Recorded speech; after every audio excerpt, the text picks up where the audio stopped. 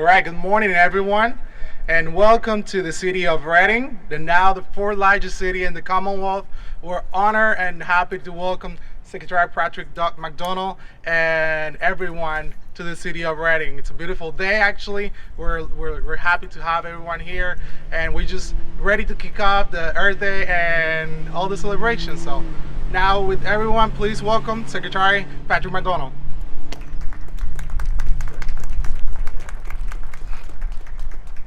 Thank you so much, and good morning, everybody. I am Patrick McDonnell. I'm the Secretary of the Pennsylvania Department of Environmental Protection.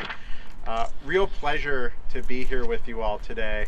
One of the things when I think about the program and the work Reading is doing under our local climate action program is, obviously we come back to climate change as the principal primary driver of what we're trying to impact. And when you think about that, you tend to talk about hundreds of millions of tons of carbon in the atmosphere or sea level rise in these large events. One of the important pieces, though, is this program and this approach, because the way both we experience climate change and the way that we will solve climate change is not at that global scale. It is individual residents, towns, cities, blocks, neighborhoods that have to deal with the adaptation and where the way that we actually solve climate is. So when we started this program back in 2019, Reading was one of the first to step up and say, we are in, we're willing to take this on. And we worked with them on development of greenhouse gas inventory. We worked with them on development of climate action plan, and now I know you'll hear in a little bit some of the work that's going on, for example, with wastewater treatment. When you start talking about it on this city scale, when you start talking about it on this municipal scale, it stops being about millions of tons of carbon and becomes about how do we improve the energy efficiency of our facilities? How do we make sure our residents understand and know, and we can support them as they look at better energy efficiency options, as they think about how they manage stormwater, as they think about all of these core things that we know are really, really the key part of how we are going to address climate change. One of the key pieces of this program, it really is a great collaboration between the state, using some federal Department of Energy money, working with municipalities and working with colleges and universities to help support and provide those resources in terms of those action plans, in terms of those inventories of greenhouse gas emissions at that local level. Couldn't be happier than to be here in Reading today, celebrating the fantastic work that has gone on in the city, the fantastic work that is going on across the Commonwealth, in terms of all of the approach and ways that, again, on that neighborhood by neighborhood, city by city way that we are addressing climate change. We all have a part to play. I'm so happy that the city of Reading is playing their part. So pleased to be here with you today. And now I'll turn it over to Dolores Martinez with the mayor's office for some remarks. So, Dolores. Thank you. Secretary McDonnell, thank you for coming. We are honored here to have you in the fourth largest city of the Commonwealth. The mayor was unable to be here today and asked me to say a couple of words on his behalf. And it reads as follows. Now I will follow with this statement. My administration has prioritized sustainability by identifying initiatives that demonstrate environmental, social, and financial benefits that will positively impact our residents' quality of life. In 2019, the city joined the local climate action plan program to reduce our greenhouse gas pollution and identify ways to save operational costs for, by example, increasing our energy efficiency, amongst others. We want to ensure that the youth of Reading will have the opportunity to build a hopeful and viable future. My administration is continuing these efforts. Currently, we are passionately advocating to bring passenger rail service back to Reading, initiating a plan that will support a transition to electronic vehicles. We are as well the initial stages of projects that will reduce our energy consumption in city-owned buildings and continue Reading's long transition and commitment to forest and stream restoration and protection. You've probably heard the news that we are starting our own Climate Corp, a group of young adults training for careers in environmental stewardship and based in the Civilian Conservation Corps, a workforce program that made a significant contribution in the 1930s, and we still benefit from this today. The city staff has also done an outstanding job utilizing the training, technical support, and available resources to shape and improve our future. I want to thank Secretary McDonnell for supporting the City of Reading in its transition to become more climate resilient and a regional leader in the renewable energy and sustainability. With that said, we want to remind the community and extend an invitation to everyone to join us this Saturday at our Great American Cleanup and Earth Day celebration here in City Park from 9 a.m. Thank you so much.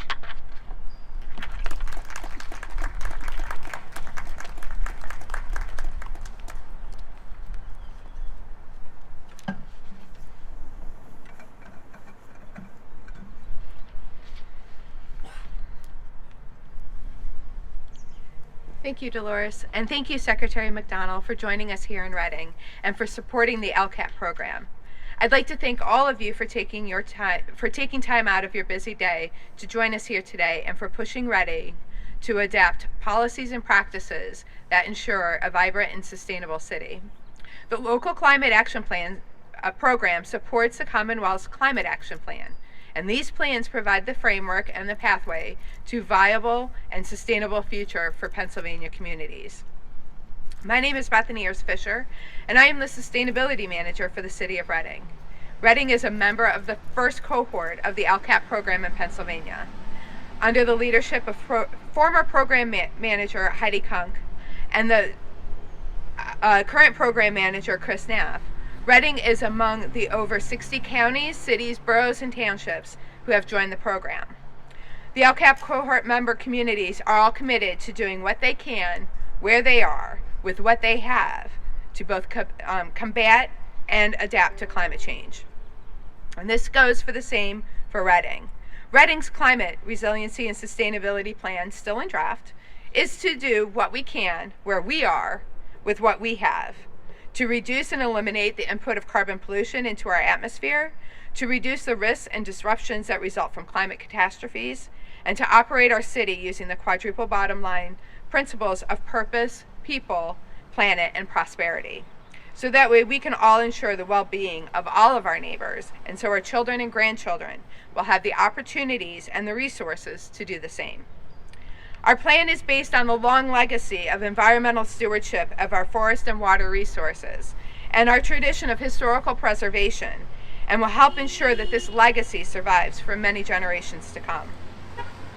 Previous generations have tackled issues around air pollution, water pollution, land pollution, and deforestation in order to provide a better environment for future generations. And guess what? Those future generations are us, and our predecessors would be delighted to know that in Reading, their efforts were successful. They built our water infrastructure, which has made diseases like cholera and dysentery a vague memory. They began to replant and protect our forests. They began to restore and protect our streams. They did some really hard work, and so can we. Reading's participation in the LCAP program did not happen by accident. It came from the desire of our community. Community members encouraged, cajoled, and demanded that Reading address the risks from climate change and create a path to become a more viable and sustainable city. In 2018, community members from many backgrounds and organizations came together to form Reading for 100, a commitment to be fossil fuel free for all sectors by 2050. City Council passed the resolution in June of 2019. Resolutions are great, but without support, resources, and a plan, we weren't going to get there. But at the same time, DEP began the Local Climate Action Plan program to support the Commonwealth's Climate Action Plan, and suddenly we had the support and the resources we needed to begin. Our first stakeholder meeting was scheduled for March 12th of 2020. which had to be rescheduled as we were preparing for COVID. So our first stakeholder meetings were held in June of 2020 via Zoom, which was a challenge, as meeting virtually was new to all of us. 6 categories of action were identified, and beginning steps and goals were also identified. These categories include energy and greenhouse gas emissions, water, waste, mobility, public health and quality of life, community and economic development. Community sharettes, both in-person and virtual, and surveys will pick up again this summer. The LCAP program has increased Reading's capacity by providing resources that we would otherwise not have access to. By joining the LCAP program, we now have membership in ICLEI, which is the International Council for Local Government Initiatives, a group of over 1,700 communities worldwide who are developing, sharing, and promoting best practices to face and adapt to our environmental challenges. With the DEP LCAP program support, ICLEI's technical resources, DEP technical support, we have completed our first round of greenhouse gas inventories, which help us identify and quantify our pollution sources, and therefore provide a benchmark metric to monitor our progress. With DEP technical and financial support, we are performing energy audits for many of our city facilities. City Hall, the main branch of Reading Public Library, our wastewater treatment plant, and our other operational buildings, to find ways to reduce our energy use and, more importantly, save money. Speaking of saving money, we are nearing completion of our Streetlight Replacement project, where we were able to leverage grant money to help us replace our old mercury vapor streetlights with approximately 750 new high-efficiency LED streetlights, which has already reduced our electric bill by $27,000 since implementation in 2020. Although some of our planning activities were paused during COVID, others were able to continue. We have been able to implement our citywide waste initiative, which has ensured that all residents now have the same comprehensive recycling program and trash collection services at a rate that is lower than many of our other municipalities in our area and certainly across the country. There has been a drop in household trash dumping, and we have reduced the trucks on daily routes from 18 to 9, which is reducing air pollution and greenhouse gas pollution. We are also looking at additional services that we can provide to further reduce our landfill trash. We have partnered with the Penn State Sustainability Institute, which matches researchers and students with the municipalities to find answers to our questions, model if our proposed solutions will be effective, and better prepare us for implementation. Because we are part of the LCAP cohort, we are receiving professional leadership training and accreditation through the Pennsylvania Climate Leadership Academy and membership into the Association of Climate Change Professionals, a national cohort of professionals across all sectors who are working on adaptation and mitigation strategies centered on stewardship, justice, and sustainable principles. We are also now part of the Pew 2 and the SWIFT program cohort, led by Heather Crowley, a joint program between the Department of Energy and the DEP Energy Office to find ways to reduce operational costs, reduce emissions, and improve processes at wastewater treatment plants. We have also received training on how to utilize EPA's Energy Star building portfolio tool, which helps us monitor energy and water usage and waste production at facilities. This will also help quantify our savings as we implement changes. This program is free and can be used by businesses and households. Reading is also participating in the EPA's CREATE exercise, which helps us to understand our climate risks to our water infrastructure and what investments will best protect our community. We have received a WalkWorks grant to complete an active transportation plan, which will help us to identify ways that we can make our already walkable city safer and more efficient for all modes of transportation.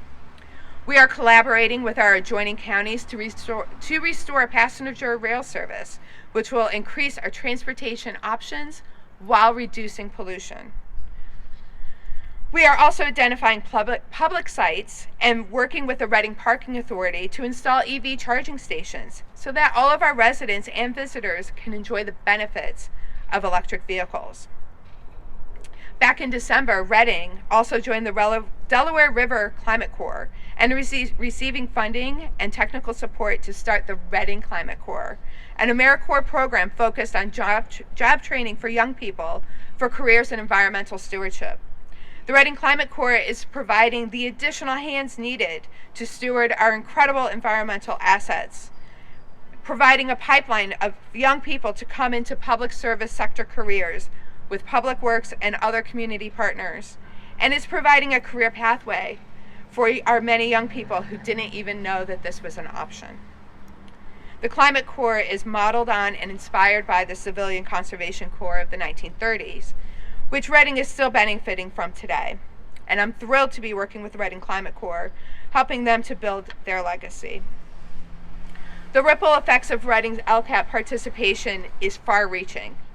The Reading Area Community College, Albright College, and Alvernia University, all based here in Reading, are also working on climate and sustainability plans and are implementing projects to help Reading meet our goals. Our business community is also joining in. Large and small, they are all making changes to reduce their environmental impacts. And our faith community is also leading the way. And whether it's by developing a green team, building community gardens, or by hosting neighborhood cleanups, they are all working to steward our community towards a more sustainable future. To our sister communities, this is really hard work. And the biggest and hardest part is taking that first step. Joining the LCAP is a first big step to addressing your community challenges, figuring out what you can do with what you have, where you are, to provide a livable and viable and prosperous future for your community. And you aren't alone. You have friends who will help you and community members to support you. In conclusion, participation in the LCAP program has allowed Reading to recognize its assets, identify our challenges, and find solution that fits our needs. A plan for a livable, viable, and prosperous future. We are better positioned to advocate for our needs in both Harrisburg and Washington and to leverage the support that is offered to us. We are so grateful for the support from the DEP and the other friends we have met along the way. Climate change is happening now. Energy transition is happening now. And either these changes can happen to us or they can happen by us. And I am both relieved and proud and excited that Reading has decided to lead the change. Secretary McDonnell, thank you for taking the time to come to Reading to recognize Reading's efforts and to help us share our story. We are in the beginning of a long race, and it feels really good to know that we are being supported. To our friends who took the time to come out today, thank you. Thank you for your continued advocacy and participation, and for building the coalitions and the organizations to get the work done. We can't and we won't do it alone. After all, we are each other's neighbors. Thank you. And I'd also like to introduce Stephanie Anderson from Ready for 100, who helped spearhead this whole effort.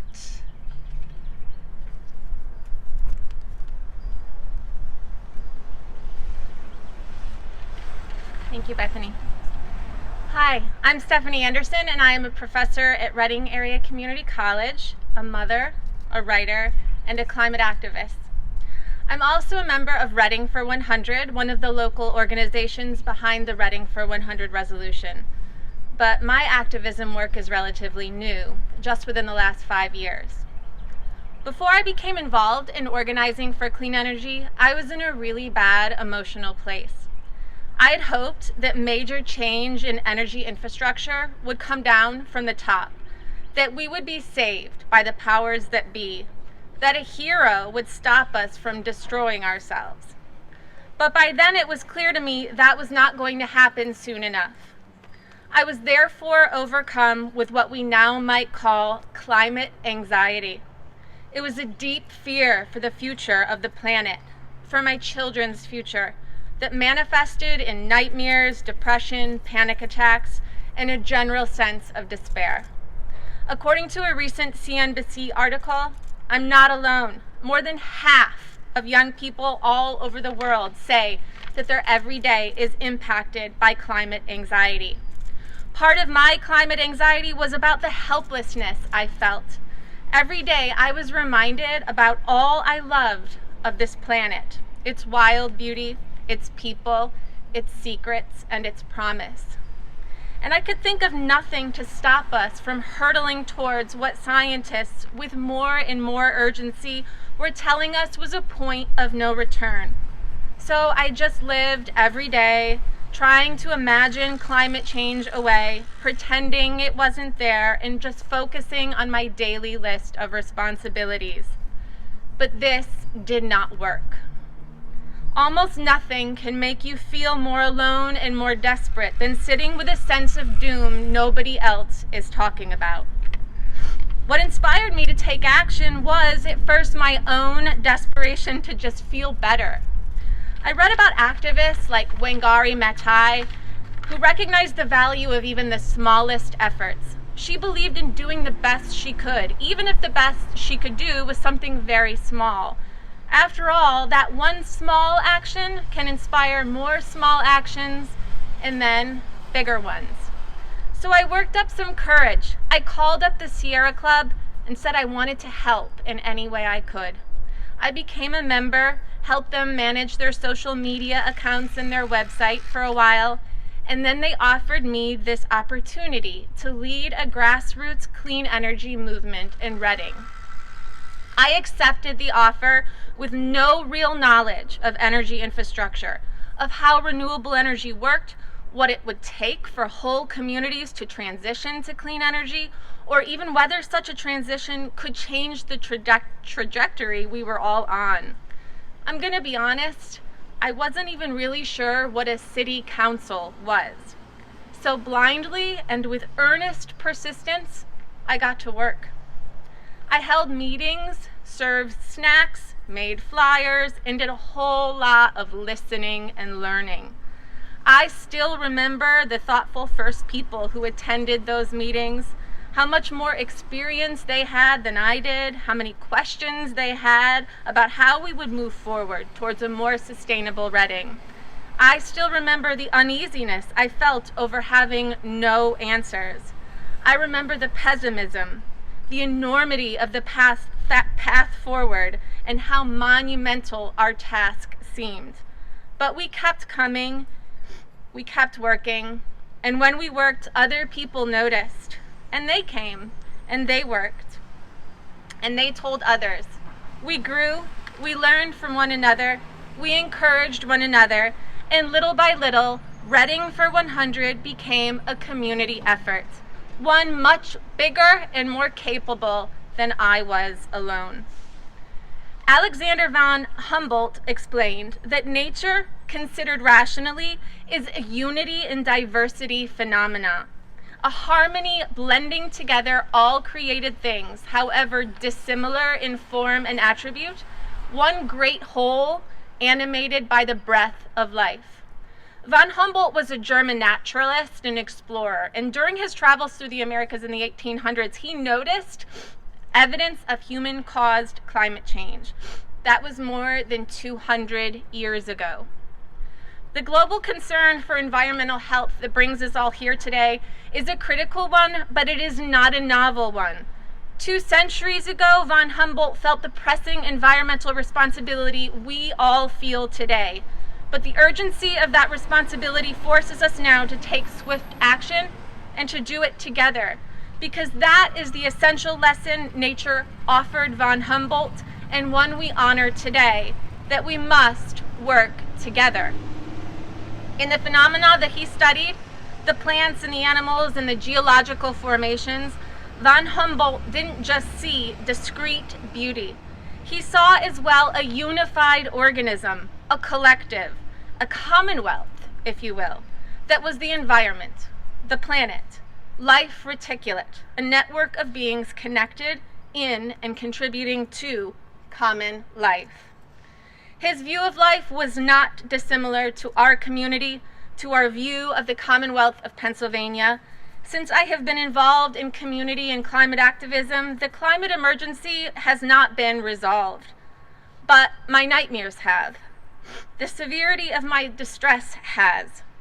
Alone with our anxiety, helplessness, obstacles, injustices, abilities, we cannot create change, but together, joining our various contributions like pieces of a growing ecosystem, we feel the real strength of a community and the real possibility of change. With this community ecosystem, I helped write the Reading for 100 resolution that committed the city of Reading to 100% clean energy by 2050. And with that community and its incredible energy and dedication, I witnessed Reading's City Council unanimously adopt that resolution on June 24th, 2019. And I now stand with the community of Reading as that resolution fuels the development and implementation of a climate action plan that will make Reading an economically, environmentally, and socially just community, one that is not just the result of a growing web of community members committed to protecting the future of our planet, but also one more city and a growing web of other cities, worldwide, statewide, committed to the same. It is because of Reading that I can offer this good news to you today. You are not alone. We are not alone. There are others who feel the urgency of climate action too, and together as a network of individuals and communities, however dissimilar we may be in form and attribute, we make a harmonious great whole in order to save the very planet that brought us together to begin with. Thank you.